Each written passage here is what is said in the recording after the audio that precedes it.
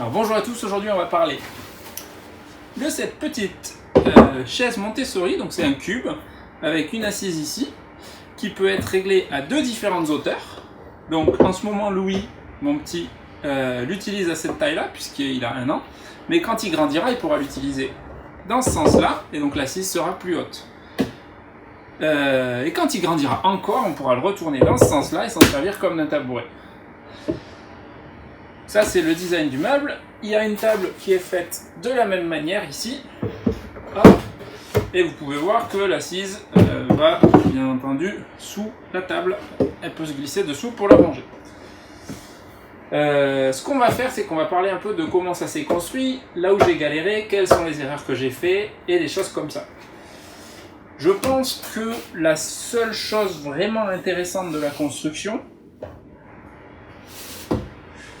c'est le fait de courber ces pièces de contreplaqué. C'est du contreplaqué à la base. Comment j'ai fait? J'ai utilisé une technique qui s'appelle le curve bending en anglais. Je sais pas trop comment ça s'appelle en français, mais bon, si vous cherchez sur YouTube curve bending, vous trouverez des exemples. Et en fait, ça consiste en quoi? Ça consiste à prendre une planche de contreplaqué, à sortir la scie circulaire et à faire plein de traits dedans. Et ces traits avec une profondeur qui ne coupe pas complètement le contreplaqué, mais laisse un tout petit peu, peut-être 1 mm, la dernière couche en gros de bois. Et on les espace de manière assez calculée. Moi j'ai plutôt fait au feeling que calculé, mais bon, on les espace de manière à pouvoir après tordre le bois grâce aux vides qui sont créés en fait. Ça a un avantage certain que je vois, c'est que c'est réalisable super facilement avec uniquement une scie circulaire. Ça a aussi un inconvénient certain, c'est que ça crée des trous. Alors là je les ai rebouchés à la pâte à bois, mais ça crée des trous partout où vous avez des courbes. Sur l'intérieur de la courbe vous avez des trous, chaque rainure est visible. Donc ça c'est bien galère à cacher après. Et deuxième inconvénient, c'est que ça ne pardonne pas du tout. Pourquoi ça ne pardonne pas? Je vais vous montrer sur la table. Ici. Donc là, moi j'avais bien mis ma scie circulaire, bien tout préparé pour faire du coup les lamelles qu'on voit, on les voit pas trop, donc je peux pas trop vous les montrer, mais en gros il y a des coupes un peu partout comme ça. Et sur la première coupe, je m'étais placé, j'avais réglé ma profondeur de coupe à la scie circulaire avec un petit gabarit. Je sais pas où il est passé le gabarit, mais bon, j'avais bien fait ça comme il faut. Et j'y vais, je coupe. Vroom. Et quand j'ai coupé, je me suis dit, quand même, ça me paraissait dur comme coupe par rapport à ce que j'avais fait avant, puisque j'avais fait le tabouret avant. Alors je vais le mettre plus loin, comme ça il ne nous gêne plus. Et au moment de retirer ma scie, je me rends compte que je retire aussi un bout de bois. Donc mes deux côtés du tabouret, enfin de la table, étaient dissociés. Le trait de coupe était allé jusqu'au fond. Et il est même allé dans mon établi sur... il y a quoi là? Il y a 1 cm de profondeur dessous.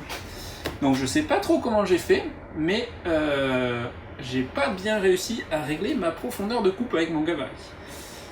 Avec le recul, je pense que ce qui s'est passé, c'est tout simple, c'est que j'ai pas serré assez sur ma scie circulaire, sur ma Makita.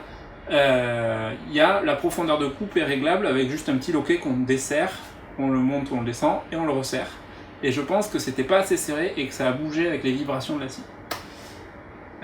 Voilà, mais tout ça pour dire que sur une petite erreur de mesure comme ça, qui peut arriver, hein, ça arrive, j'ai coupé ma planche en deux, et là, bon, c'était pour moi, j'avais que ce bois là, donc j'ai dû me débrouiller pour finir, ce qui a été bien galère. Mais si c'était un meuble que je devrais vendre ou que je devrais offrir, j'étais bon pour tout refaire. Et tout refaire, c'était déjà peut-être une soirée de travail dans mon atelier, et j'en ai pas beaucoup des soirées de travail dans mon atelier, donc c'est quand même vraiment embêtant. Donc c'est vraiment une technique qui ne pardonne pas. Comment j'ai fait là pour rattraper le coup? Alors rattraper le coup c'est un bien grand mot parce que quand même c'est très visible que j'ai fait une erreur.